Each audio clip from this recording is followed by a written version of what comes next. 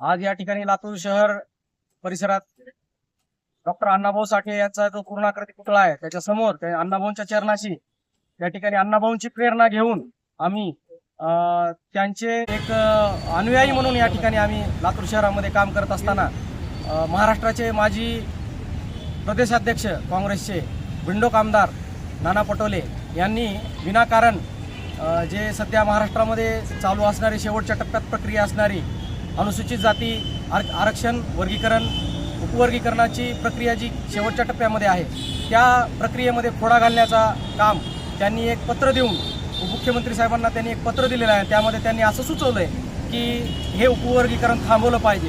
हे खूप अन्यायकारक आणि चुकीचं आहे।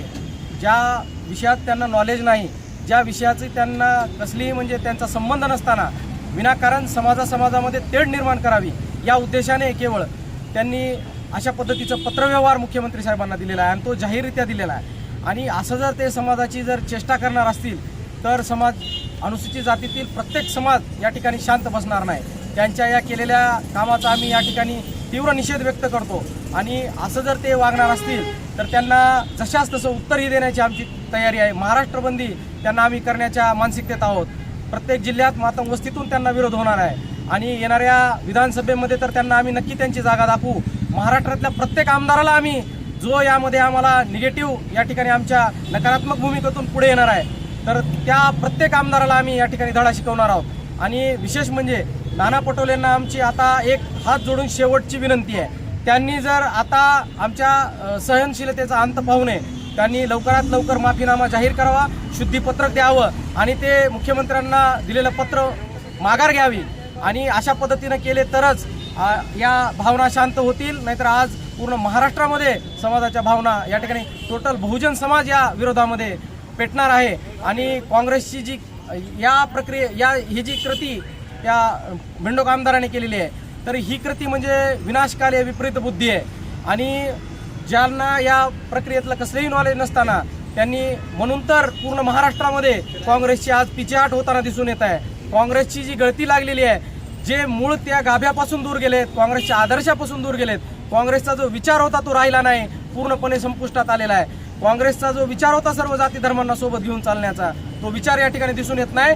जाणीवपूर्वक त्यांनी खोडा घालण्यासाठी आणि आम्हाला न्याय मिळू नये या उद्देशातून त्यांनी कुठेतरी एक पक्षीय राजकारण त्या ठिकाणी प्रस्थापित करावं या सूडबुद्धीने केलेलं काम आहे, त्याचा आम्ही जाहीर निषेध करतो। आज लातूर शहरामध्ये आरक्षण वर्गीकरणासाठी जे नाना पटोलेने जे आपलं काय वक्तव्य वापरलेलं आहे, जी आपण लिखित जी पत्र दिलेलं आहे सन्माननीय देवेंद्र भाऊ फडणवीसांना मुख्यमंत्री या नात्याने त्यांनी पत्र दिलं, त्या पत्रामध्ये असं काही वर्तणूक केली आहे, त्यांनी असं काय लिहिलेलं आहे की बाबांनो हे वर्गीकरण थांबलं पाहिजे।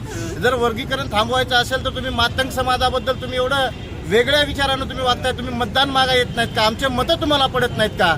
आम्ही आजपर्यंत काँग्रेसला कधी मतदान केलं नाही का? सबंध समाजाने तुमच्या पाठीशी राहून जर तुमची जर विपरीत बुद्धी जर अशी काम करत असेल तर काँग्रेस तर पहिलंच संपुष्टात येत आहे, ह्यानंतर सुद्धा होणार आहे। आणि ह्यानंतर जर आताच नाना पटेलला सांगतोय, जाहीरपणे सांगतोय, आमच्या वकील साहेबांनी म्हणले 51,000चं बक्षीस जाहीर केले की त्या तोंडाला काळा लावण्यात। वकील साहेब, मातंग समाजामध्ये कुणाला पैसे द्यायची गरज नाही।